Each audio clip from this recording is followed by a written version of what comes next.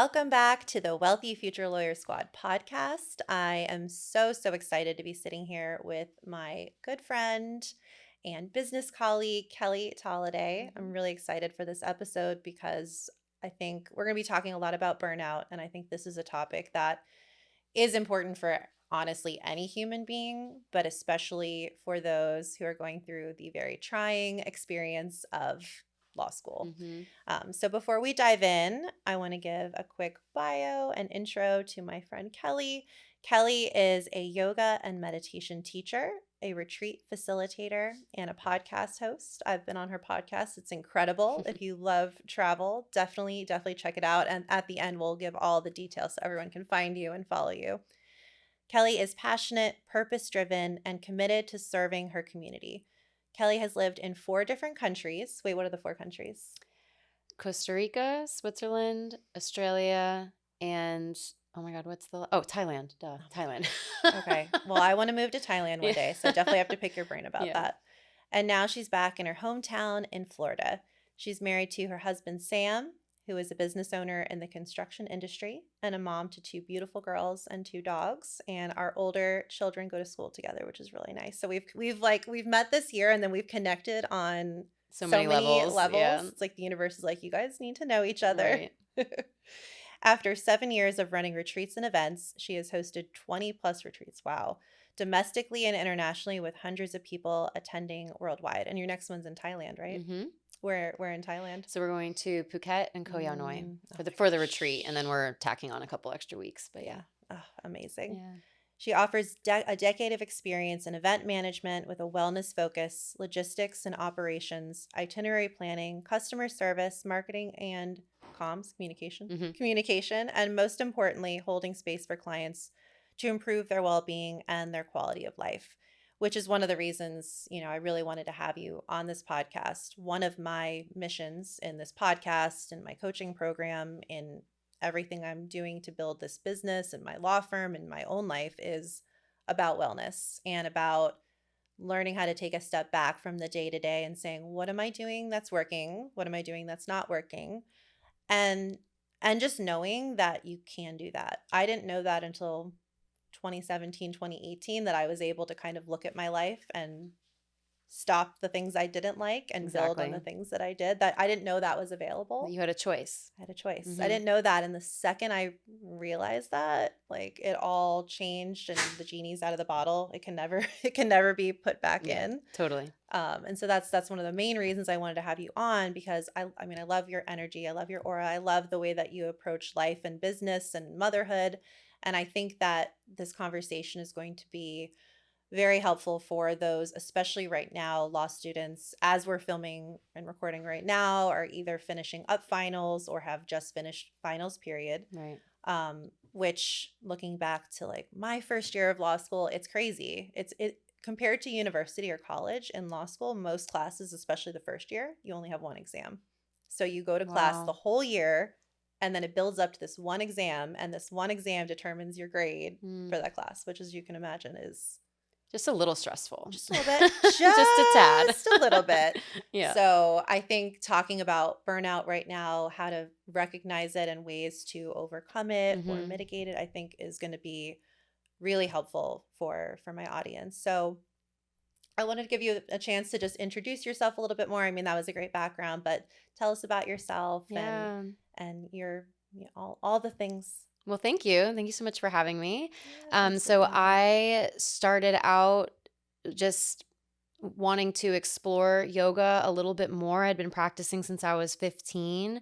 Really, it was a form of physical therapy for me. I had been trying to figure out what was going on with my shoulder for a really long time because I was a competitive swimmer, and my coach had recommended trying this thing called yoga that had just kind of infiltrated the West, and Bikram yoga was a studio nearby. So I was like, okay, let's do it. And I loved it. And I fell in love with it. And I continued to practice as I went through college, as I continued my postgraduate experience, as I got jobs in the marketing and communications realm, as I traveled, like all the things. Yoga kind of continued to be a presence in my life. And it was a way for me to come back to my neutral point, for me to come back to my wellness baseline every single time I practiced. And it got me a little bit closer every single time to who was who I was, my true authentic self. And within my career at the same time, I was kind of going through these two paths, right? I was going down my yogic path and getting deeper with my practices, going to train with my teachers, taking my YTT, doing multiple yoga teacher trainings. That's what YTT means. Mm.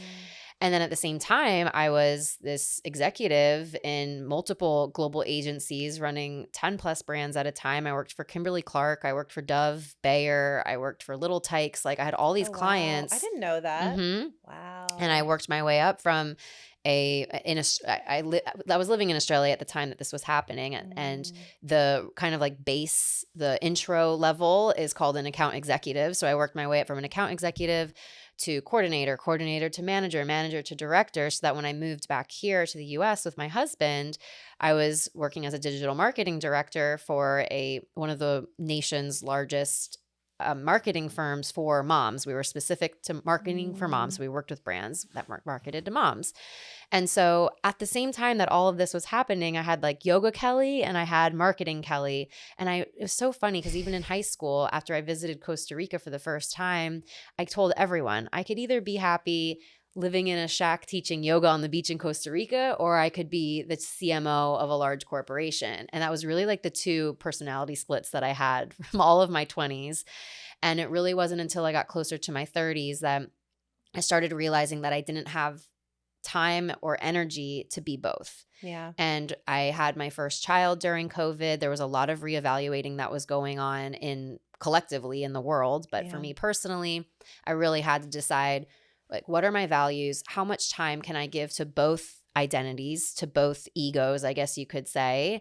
And the one that just kept on fueling my passion and my fire and what gave me the most energy, although it was a lot of work, I was getting in return was being able to run experiences and wellness experiences around the world. So I had been running retreats since 2017. Mm. I did weekly classes as a yoga teacher. I was really moving into the coaching space. And so eventually I had to make the decision to leave my marketing job after 10 years of working in marketing, take those skills that I learned, which were very transferable, to then running my own business full time.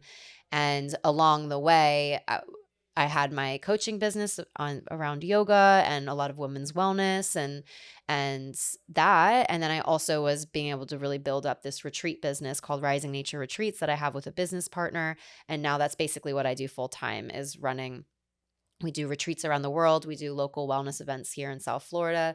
We work with corporate partners, and that's really what I'm doing now full time. That's amazing. And Yeah. that's actually how we really initially met. I think we had seen each other around our kids' school, Mm-hmm. but the first time I met you was, I think, the first week I started my law firm. Right. And I was at Dr. Ashley's office. Yes. She's like, "You want to go to mom group?" I'm like, "Sure." And you were there, and you just like blew me away with the way that you were presenting the questions and the topics. I was like, "Damn, she knows what she's doing." Like, it was really good. Like, it was really, really good. And I Thank needed it. And you. just like the breathing exercise, because I know I should be doing breathing exercises. And sometimes I'm really good, but I needed it that day. And I was just like, oh, And it's so simple, right? And it's we'll definitely so talk about simple. techniques later in the Yes. conversation, but it's Yes. oftentimes the simplest of things, and those are the things that are the first to go Yep. when we start Yep. getting And they're overwhelmed. free, and they Yep. take like a minute Mm-hmm. or longer if you Yeah. want. But Yeah. yeah. But really that point of when I got to that decision of whether I need to double down, like just nix my business altogether and stay with the safe job and, stay with that career path that I've been working for my whole life. Like it wasn't Yeah. just something that I was good at. I also loved it. I loved working with clients in the marketing capacity, creating strategies, doing all those things. But it got to the point where I landed myself in the hospital, and I had Mm. flu-like symptoms. I was vomiting. I couldn't keep Wow. anything down. And I went to the ER and I was like, something is terribly wrong with me. Like they did a CAT scan, they did everything. And they're like, there's literally nothing showing. Oh my There's no gosh. markers in your blood for infection. There's nothing with your CAT scan. There's nothing. And they turn around and they're like, you are just very, very stressed. Like Wow. you are. So they said that to you in the Well, hospital. the doctors didn't say that. One of the Yeah. nurses, I was kind of giving my life story as I do to Yeah. everyone. And she was like, it sounds like you have too much on your plate right now. And as she Wow. was saying that, I was laying in the hospital bed and I got an email from a real estate agent who I'd been working with about opening up a yoga studio Oh And my she was like, they God. need an I answer just got today. chills. I just got chills. She literally said they have another person in who just put in an offer. They need an answer today. Wow. And I was like, that answer is not coming today. And that answer was, you are doing too much. And so that was my real Yeah. my first foray into really realizing what burnout was, what it felt like in my body and in my nervous system. And that is something that I go back as an anchor memory, not a pleasant memory, but I go Yeah. back to that when I start feeling myself getting that tendency of do, more. I go back to that anchor memory of that was really a turning point for me having to take a step. It ended up being a step into my purpose and my passion. Yeah. But even now, I'm coming to a point in my life where I'm working in my passion. I'm creating purpose. I'm creating impact. But it's coupled with having 2 children and running a Yeah. household, and it's getting back to that same point. But I can recognize that I'm reaching that burnout point faster than I did 2 years ago. And Yeah. so today's conversation will kind of talk a little bit about that.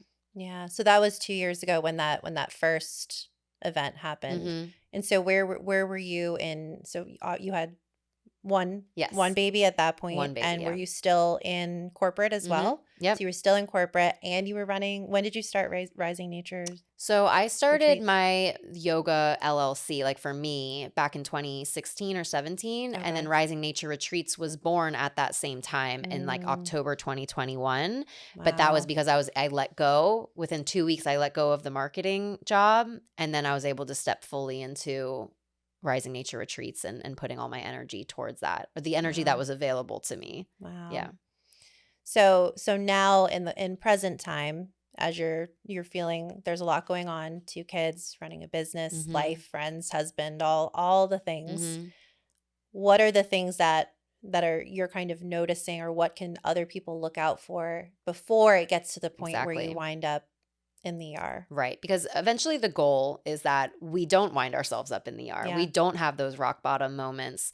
And sometimes it takes us a couple times of feeling those things to be like, I don't ever want to feel that again. And Yeah. some people like myself need that. The universe, Yeah. the whatever you want to call it, the collective, whatever you want to call it, they throw little like feathers at you to get your attention. And then they start throwing little pebbles. And then those pebbles Mhm. turn into boulders, and those boulders will take you down. And that's Yeah. that's basically what happened to me. It was like, you have not been listening to yourself, that you are exhausted, that you have to drink 3 cups of coffee during the day, that you're falling asleep at 3 p.m. and then staying up till midnight to finish the work that you did because you were so inefficient at 3 p.m. Yeah. that, oh, we're going to just shut your body down, and you have to listen now, and you Yeah. have to pay attention, and you have to make changes. Some of us, we might get there, and that's what we have. Others are listening to this podcast right now and might start feeling that there's a little voice inside of you telling you that you need to slow down. But if we're not accustomed to listening to that inner voice or intuition or whatever you want to call that, we all have that voice. We need to flex that muscle and really build the practices in so that we can quiet ourselves down enough to start listening. Yeah. That's more from like a mental, emotional aspect. From a physical aspect, for me personally, what I know is that I feel when I get to this point of I'm doing too much, or I'm about to burn out, or I want to burn everything to the ground and start over again, or just run away and go to Costa Rica, which is what I did 2 weeks ago, is for me is I feel urgency in everything. Urgency in getting the groceries done, urgency in getting the laundry done, urgency in getting back to that email. Somebody texts me, I have to text them back right away, because if I don't do it now, I'm going to forget to do it, and everything's going to crumble if I don't do it right now. That sense of urgency that if you don't do X, then Y is going to happen. And Yeah. oftentimes that Y is some big catastrophic event that is actually not going to happen, but that's what we believe is going to happen. And that sense of urgency in our body creates tension. You might feel your jaw locking up all the time. You might feel you have short and sharp breath, like you just can't take a full breath. Yeah. You That's might what happens to me. I start to not have that full breath. I'm like, oh, okay, hold For on. some people, you can't feel the lower half of your body. Oh my You gosh. feel like you're just a head on a stick running around, and you do not know what it feels like to inhabit the lower half of your body. So a lot of the practices that I do are literally walking us through how to bring our energy from up in our mind down into our legs, our hips, our pelvis, our feet, like the basics, right? Bringing ourselves back into our body. Oftentimes when you're reaching the point of burnout, you can feel just this sense of like heart palpitations all the time, like kind of like you drank too much coffee, but it's all the time. You Yeah. can't switch off your brain, or perhaps you're exhausted at 3 p.m., but then at 9 o'clock you're wired. Like those are just markers of showing you that there is something off in your system and you've been working it that way for a long time. And that chronic, like if you think about a straight line, if you deviate 1% off that straight line day by day, you're not going to notice that shift. But over the course of a year, over the course of 2 years, you're on a completely different track. Yeah. And that wreaks havoc on your physical body, your mental, emotional body, your connection to your spirit, your soul, again, whatever you want to call that. We all have access to that. But those are the signs and symptoms for some people, not everyone, but for some people, those are some signs and symptoms that you might be starting to reach a point of burnout and you're trying to control it to not get there, right? Or sometimes it's like you have to say yes to everything. You have to be everywhere for everyone because you are so out of control in yourself. You want to make sure that you're putting on some sort of face that you have it all under control or that you can take on that extra project. And so those are some of the signs, again, that things are a little off balance, that you are not present in your body. You're 10 steps ahead, worrying about the future. You're 10 steps behind, rehashing what happened in the past. You don't feel currently safe to be where you are and feel that you're enough where you are. And I'm just thinking as you're talking, as I'm thinking about past episodes where I've talked about, there was one episode in particular where I was talking about how when there's been studies recently, like Bloomberg did a study where most law students are starting out on the same mental health playing field as the general population. Of course, there's going to be people who are coming in who've already struggled, Right. whatever it may be. But in general, people start off on the same level. And within weeks of starting law school, weeks, not even months, their mental health takes a significant decline. Wow. And law school is the worst mental health out of any graduate programs, including medical school. And I think I'm really kind of just like thinking out loud as we're talking about this. There must be something within the way that law schools approach students and the curriculum and the culture and the environment that almost like fast tracks a lot of this, because I think there is a lot of manufactured stress within the law school curriculum. And there's a lot of pressure, like talking about law school exams earlier, how for a lot of classes, you only have one grade at the end of the semester. It's a lot of pressure, especially for those who maybe are very intelligent or a regular level intelligence, but they're not a good test taker. Right, exactly. So what are some of the things that people can do, and especially these law students who are thrown into this environment, and we know that most people are going to suffer, and I wish we can improve that, and my hope is that this podcast is even a small part of making an improvement. But what can people do if the law schools aren't going to make this better for them? Yeah, so I think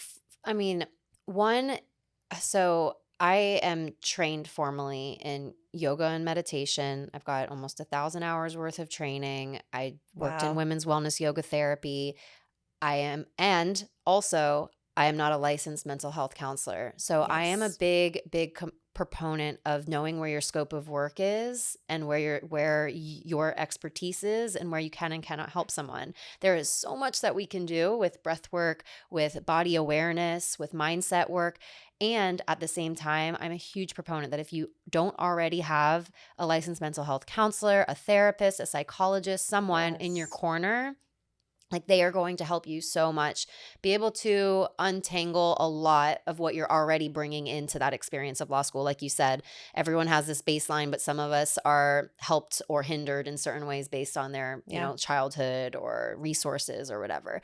So Sure. number one would be if you haven't found professional support in some capacity, whether that's a counselor or some sort of coach in some way, that would be a huge step.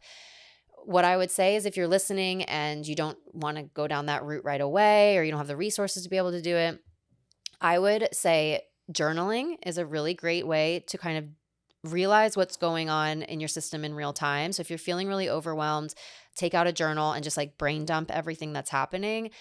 And also in that moment when you're feeling that stress, whether it's typing it out in your phone or you have a journal or maybe you just make a mental note if you're out somewhere and can't take this as a practice, is notice your your biological markers for stress, right? Notice how your heart rate feels when you're feeling this overwhelm. Notice what happens to your breath. Are you able to take a deep breath, or are you breathing really short and sharp, these shallow breaths? Notice where in your body you're holding your tension. For me, it's my jaw and my neck. Like without fail, I know as soon as I start clenching my jaw, I need to start doing my practices because I'm getting to the point where I'm going to reach that breaking point. Yeah. Notice where you hold tension in your body. Notice the loops of behavior or patterns or things that you say. For me, my default emotion when I get stressed is anger.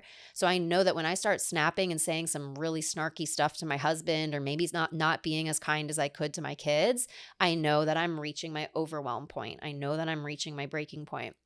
I know this about myself because I've spent the last 15 plus years practicing yoga and doing my self-study. That's a huge part of yoga. But in the last 5 years or so, and motherhood is a huge accelerator for really getting to see yourself mirrored in your children. Yes. But for me, like in the last few years in particular, just really getting to know myself on an intimate level. And if you're able to do this while you're in law school and while you're going through this pressure cooker of stress and comparison and all of the roller coaster of emotions that come with law school, if you could take this time as like an experiment to get to know yourself and your reactions to stress, it is going to help you so much. And getting to know those signs and symptoms when you are in very real, very stressful situations in your job after law school. So not to judge yourself, not to be like, why do I always say this when I'm stressed? Like you could be like, wow, I noticed that I always say this statement, or I always feel this way when I'm stressed, because then you can use that as a sign to be like, wait, oh my God, I'm overwhelmed. Wait, oh my God, my jaw's tense. I need to do XYZ. Yeah. And so it helps you get to that stage of knowing yourself more. So then you can do the practices that are going to help you. So that's number one was get professional support. Number two, journal it out. Really notice what's happening to you when you're feeling stressful from a physical point of view, what's happening to your mind when you feel stressed, when you feel like you're reaching a point of, I can't do this anymore. I'm overwhelmed. I'm just going to quit law school or quit my job or all the things. Like just noticing what's happening in your body and in your mind when that happens. That's a huge part of it. The third thing, we'll talk about techniques maybe a little bit later with breath, because that's something that's really practical. But the third thing would be, like, for me, burnout equals overcommitment. Like tried and true, you've overcommitted yourself in perhaps all areas of your life. You've overcommitted yourself in work, and then you're feeling like you're undercommitting yourself to your family. Like in some way, in some capacity, burnout is you've overscheduled, overbooked. Booked and busy is not a motto we want. Yeah. Yeah. Booked and busy is like the antithesis of everything I want in my life. I don't want to be booked and busy. I want to be like really underscheduled and very calm. I love it. And I think for law students might be thinking, I don't have a choice. Like the law school is going to throw all this stuff at me. Maybe it's taking a step back in some friendships and telling those friends, I love you to death. This has nothing to do with you. I need to take a little bit of a pause in the communication and the hanging out just to focus on, even if it's just semester 1 or year 1, and having that conversation ahead of time so you're not feeling guilt and whatever it may be, or whatever it is, proactively reducing other areas, if that's how you want to approach law school, 100%. could make a lot of sense. So that's really it, right? So let's say I'm coming from the lens of, let's say, motherhood, right? There are parts of my business and my social life that I could easily reduce. There are parts of motherhood that I cannot, because they are a permanent part of my life. So same thing with law students. You cannot not study. You cannot not go to class. You cannot not take this exam. Those are non-negotiables in your life because you've chosen this path. There are other parts of your life that during this season of your life, you can look at and just see, how can I simplify this? Can I mute this group chat that every time I look at it, there's 65 messages and I get anxiety because I'm missing out? Can I say I'm only going to go to one student union networking event a month instead of everyone that's every day? I'm only going to go out once a week, or I'm going to, perhaps the simplifying is in the things that you're doing. I'm going to simplify going out and drinking. I'm going to simplify whatever it is. Yeah. Instead of doing my 45-minute morning routine because so-and-so influencer told me I have to do it, I'm going to simplify that and just do what Kelly did and journal my thoughts in the morning, or I'm going to do my 5 minutes of breathing. So everything is about Yeah. looking what you are currently doing. Look at your calendar. Like, do you have a minute to breathe? Do you have a minute to eat? If the answer is no, then we need to look at how we can simplify that further in the areas of life that you can. Yeah. Because there are going to be areas in life, no matter what season in life you're in, whether you're a student, whether you're a mom, whether you're whatever it is, there's going to be Yeah. seasons where you can't get rid of some things, and that's okay. So you have to look outside of that and say, what can I trash? What can I trim? What can I transfer? Like, what can Yeah. I just I love that. like, right? Yeah, that's I didn't. good. I didn't make That's that really up. good. I didn't make that up. So a woman, I forget her name. She wrote a book called Clockwork, and that's where that's from. That's really But good. yeah, you have to get really clear. And like you said, the Yeah. communication piece is so important. Go to your Yeah. friends and say, I am in a season of life where I'm not going to respond to your text messages, but I Yeah. still love you. I'm sending you love every day. Yeah. And if people don't understand it, that's, everyone else is their own business. You only Exactly. can do what you can do. Exactly. And being proactive about it is, at least you've told yourself, I've done what I can do. Totally. And so one was professional support. Two was, oh my God, what was two? Professional support, journaling, getting to know yourself, self-awareness, which is also in tandem working with that professional support in some capacity. Yeah. And three is simplify. And so really what it comes down to with this simplifying is how much energy am I putting towards something and how much value do I get out of that experience, that activity, that friendship?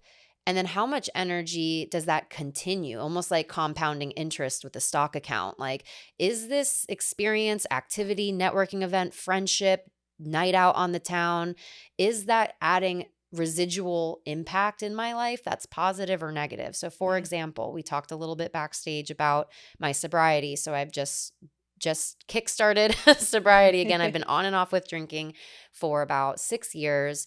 And recently, in the past few months, I've decided to get back on it. Like, this is it. And it feels really permanent in my life and it feels really good. But for me, the decision really came from not some rock bottom, not some terrible thing that I've done, but I just looked at my life. I said, I am exhausted.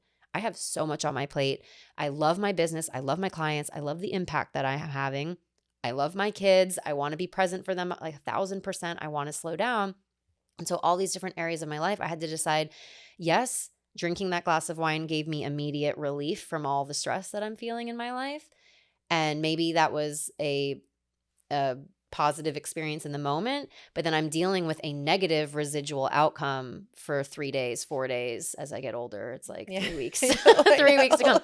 But for you, maybe somebody in law school that's hearing this, it's not necessarily the alcohol. Maybe there's a specific friendship where in the moment you're having fun and it's like, oh, this is fun and whatever, but it is not really sparking that total support that you need, or maybe Yeah. you can't go deeper with that one person. So it's fun on surface level, but you can't go to that deeper place, or you haven't been able to really voice how you've just been maybe struggling or feeling stressed. Yeah. It's not Or you that kind feel of friendship. drained after you Or hang maybe it's a out. friendship where all you do is gossip and it feels good in the moment. You get that dopamine hit from that connection, but then you feel like crap for 3 days after. And so you just Yeah. have to think about, like, what are things in your life that are not giving you positive residual compounding interest of Yeah. like positive energy. And maybe Yeah. that's something that you can simplify. I don't know if that made sense the way that I explained that. No, I mean, it made a lot of sense to me, Yeah. and I think just that point alone is so helpful because I don't think like the whole head on a stick thing, like that was me all of law school, Mhm. and for the first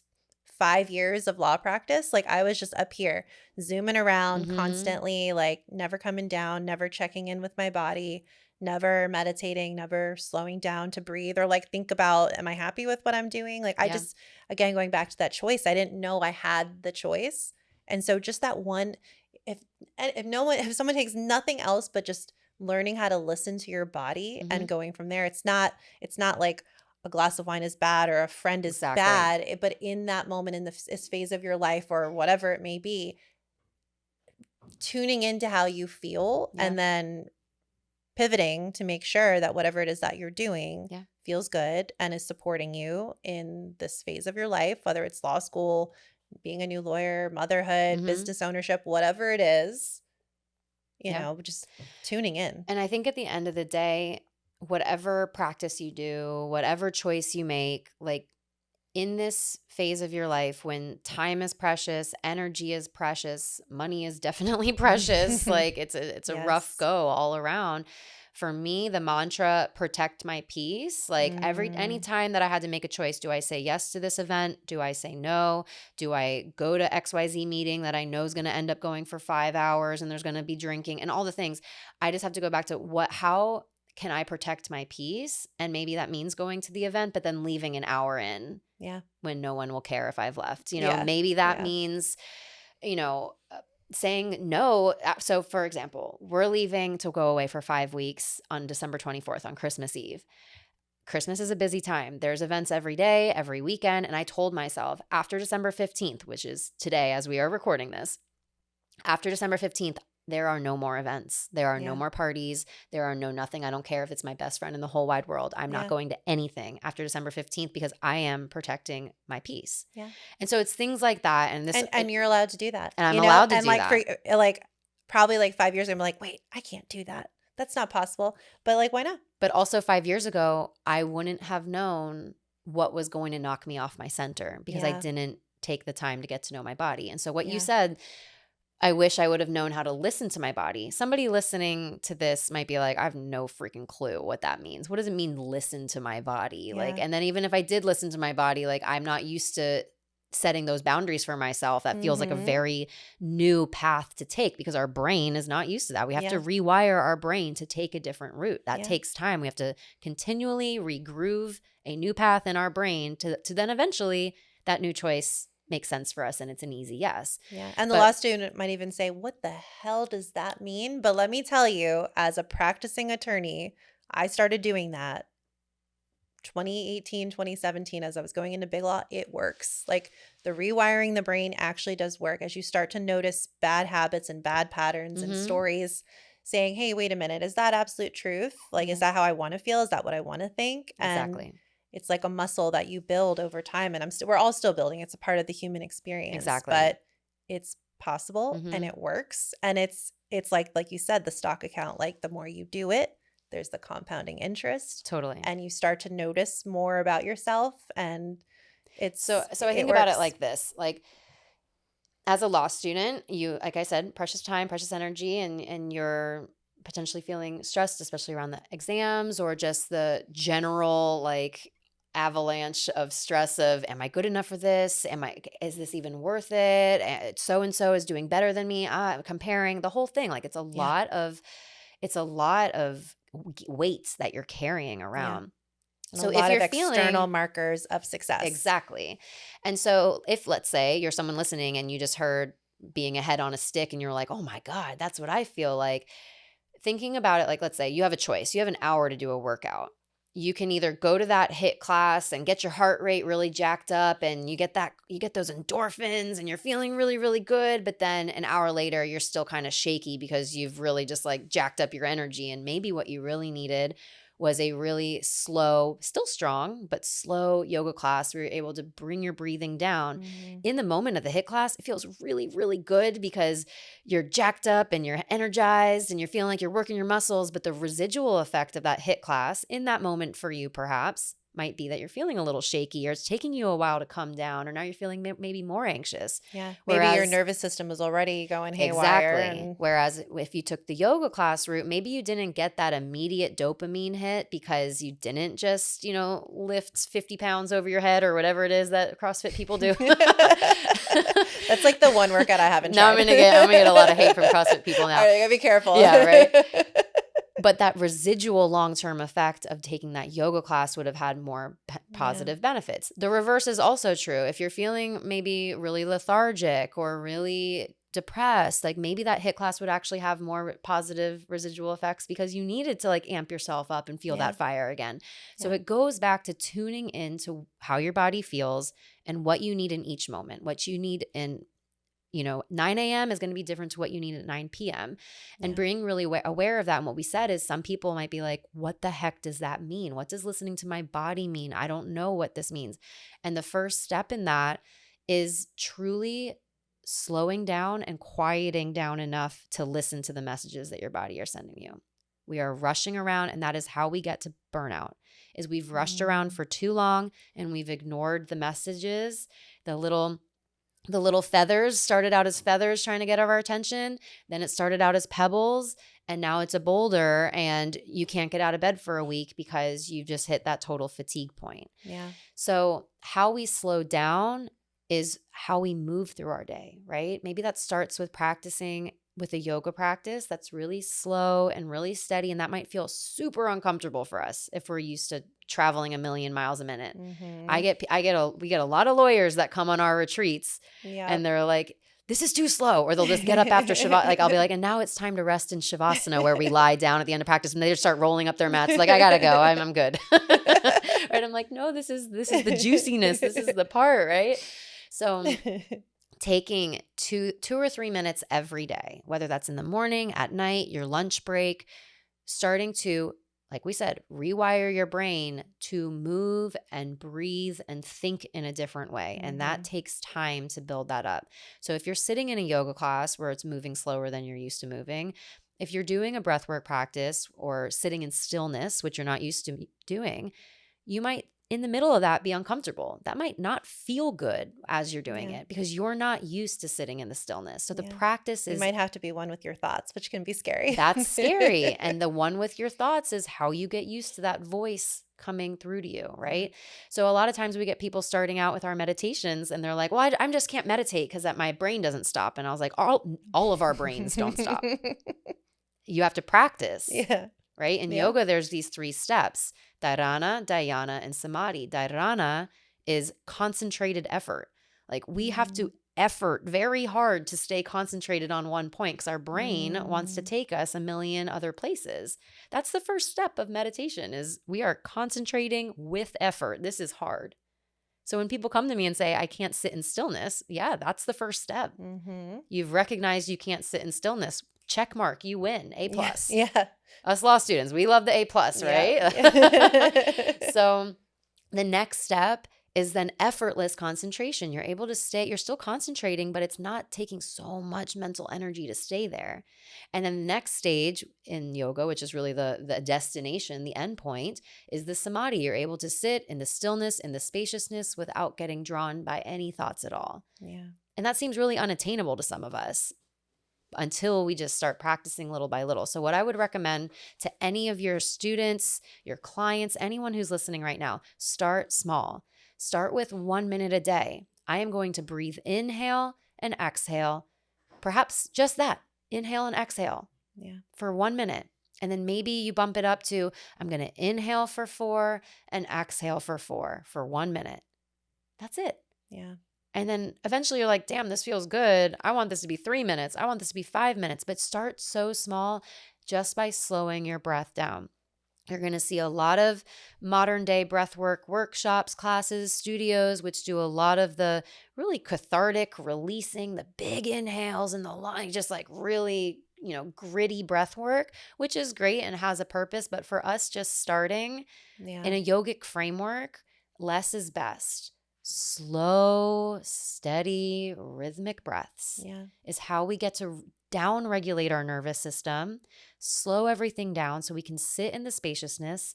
And that's when we see what bubbles up for us. That's when we notice, okay, maybe my intuition's telling me that I'm doing too much. Well, what do you mean I'm doing too much? It's okay. Everything's fine. I can't change anything. This is the way it is. And you just sit with that. Okay, maybe that's the way it is. After a couple weeks of doing slow rhythmic breaths, slowing everything down, you're doing too much. Okay, yeah, maybe I am doing too much. Maybe I'll just say no to these next 2 parties. That's your first step. But it starts off by slowing everything down so that you can sit in the stillness, you can sit in the silence, and you can sit in the spaciousness, so that there's this container of safety for your true voice, for your body, for whatever needs to come up, so you can start listening to that. That's so good. So good. And I mean, 1 minute, 2 minutes, 3 minutes, we all have that time. But even I struggle. I've been doing this for whatever, so many, I don't even know how many, 17 years, 18 years. Yeah. And I still struggle to find the time. Yeah, I do too. I'll go through a week or 2 or 3 where I don't really meditate and I'm not doing the breath work. And then And I'll you can do it. tell. And I can tell. And then And your I'll do husband can it. tell. He could definitely tell. He could definitely tell. Yes. Especially this week. Right? So my husband's always like, did you meditate today? And I'm like, no. What are you trying to No. say? But then I do it one day, Mhm. only one day, even if it's 5 minutes, 3 minutes, whatever. And I already see You're hooked, yeah. a huge, huge improvement. And that's because you've rewired your brain to know, like your brain craves it. Yeah. Yeah. And the groove in your brain that doesn't do the breath work and goes down those habitual patterns of thought, of speaking, of actions, that is still a stronger groove because you've been operating that way for 30 plus years. But this new groove is strong enough because you've been practicing consistently for 5 Yeah. years. It's strong enough to have it still feel good, that when you go back to it, you go back to your wellness point, you go back to your baseline, you realize, oh yes, this is the path I want to take. Yeah. You can respond to life rather than reacting to it. And that's going to be where So the choice powerful. comes in. That's where your choice comes in. You've slowed yourself down through your breath, like physiologically with the breath. When we slow down, we're slowing down our heart rate, we're slowing down our breath rate, and we're slowing down our blood pressure. We're decreasing our blood pressure. Yeah. So we come back to our wellness point. We come back to our neutral so you can see from a clear perspective, and then you can make a different choice. Yeah. That's how the rewiring works. Yeah. But for those of us, that seems like a really lofty goal.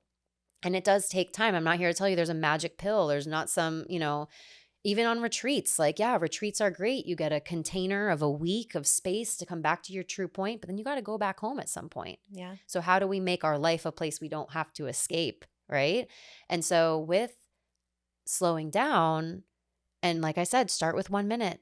Start with a simple inhale for 3 or 4, a simple exhale for 3 or 4. I promise you there are thousands of other techniques that you can do to amp up your energy or pacify your energy. But if you are just starting out, set your alarm, set your timer, 2 or 3 minutes in a very, what we call samavritti in yoga, equal breath, balanced breath, to bring yourself back to your base point.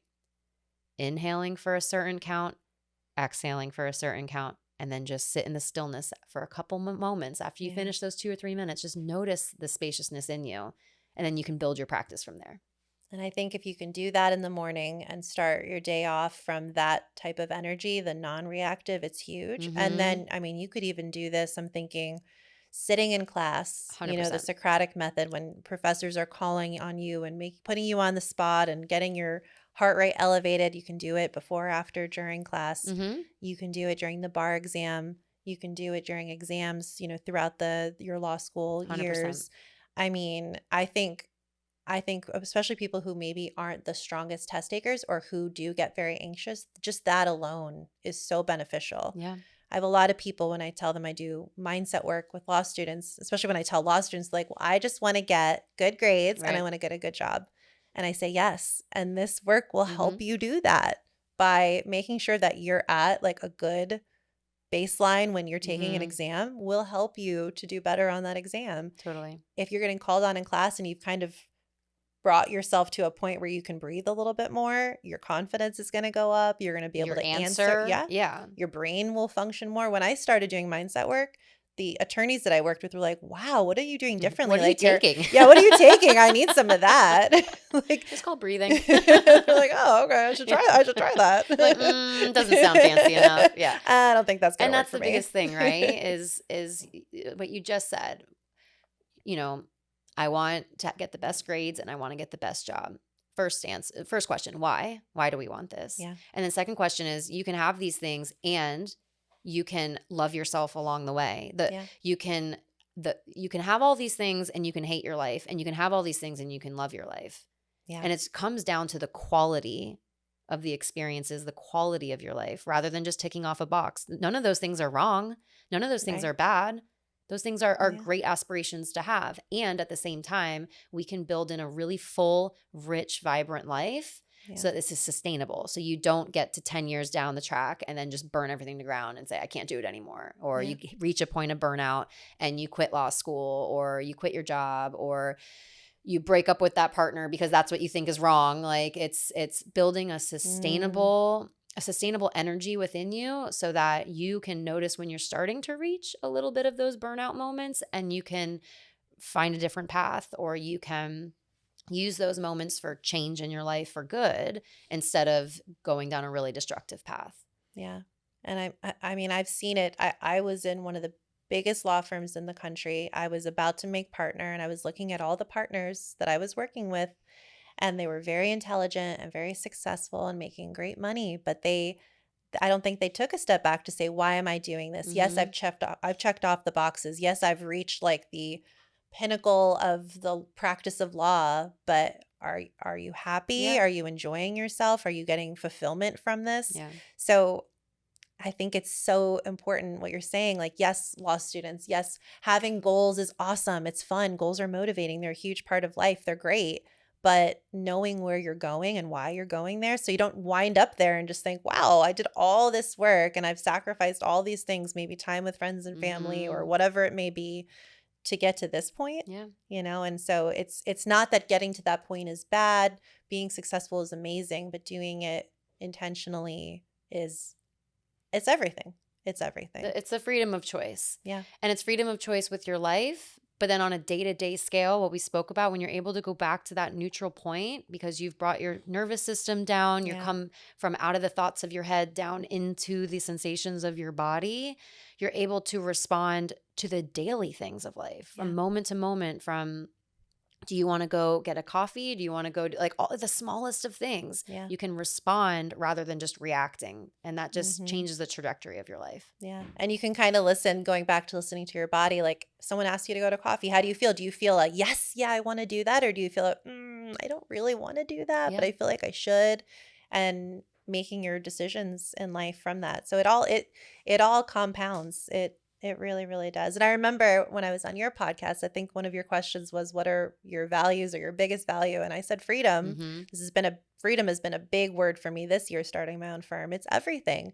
The ability to pivot and make new decisions and do something that maybe people think is crazy, and it's everything. It really 100%. is. Yeah. Oh, this was so good.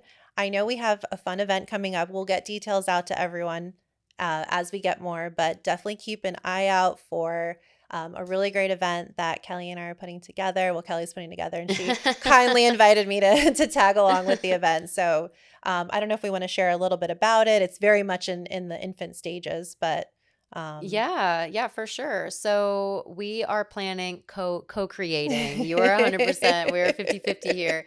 So we are co-creating an event. So my expertise is in retreats and creating experiences for people to come back home to themselves and their body and their mind and their soul. Lauren's expertise is coaching and mindset and really coming at it from a lawyer's perspective. You've been through this. Now you own your own firm. So we are going to create a wellness experience, a retreat for women in law. And that is women who are currently practicing law, women who are law students. It's really open to that, the whole industry in that respect. And we're going to create an event that ties in ways where you're able to note it, go through everything we just talked about. A lot of self-introspection, a lot of chances for you to get to know yourself better, get to know your body more through movement, meditation. You're going to walk away with techniques that you can bring home with yourself and build into a daily wellness plan or a weekly wellness plan. Yeah. But also, really the most important part is connecting with other women in the industry, not just to propel your professional growth, which is a byproduct, but just to be able to know you are not alone in Yeah. this, that all of us are feeling relatively the same things, and knowing that you have a group of women behind you cheering you on. That's what happens. And that's like the crux of all the retreats we do is, of course, the experiences, the excursions, the places we go are beautiful, the techniques and the practices are life-changing, but it's that community piece that is really going to help you. Oh, thank Oh, you. what did she find? A Anything woman fun? named Stephanie on LinkedIn. Oh, hey, Stephanie. Here we go. 10 things they don't teach you about being a female in the legal law profession. Don't steal our topics. That is amazing. But anyways, that's what this event is going to be for, is creating a very safe space to learn how to take care of yourself on the most like fundamental levels that we forget about, especially as women, and coming at it from the lens of, we are speaking to you. We know your pain points as a lawyer, as a law student. That's really where Lauren is going to shine and talking about mindset and talking about her journey. And then from our side at Rising Nature Retreats, taking you through a really curated experience that's going to be able to up-level you to the next step in your own personal life and in your professional life. I'm so excited. So It's stay gonna tuned, be 2024. yeah, stay tuned. Oh my gosh, this was so good. Like I feel really peaceful right now after this episode. It's Good. really amazing, Kelly. Where can people find out more about you? Yeah, so they can come to our website, risingnatureretreats.com. We are on Instagram at Rising Nature Retreats. If you want to connect with me personally, my name is at kelly.tolliday.yoga. I'm on there all the time, more than I should. That's my next thing that I'm working on getting rid of. But slide into the DMs, we can chat. And yeah, also if you are interested in travel and just the transformations and all the things that can happen on travel, come over to our podcast, Transform with Travel. We have some amazing guests. Lauren was episode 3. Good. It was incredible. So yeah, those are all the places. Oh, thank you so much for coming on today. Thanks for having me. A blast. Thanks. And we'll catch you on the next episode, everybody. Bye. Bye.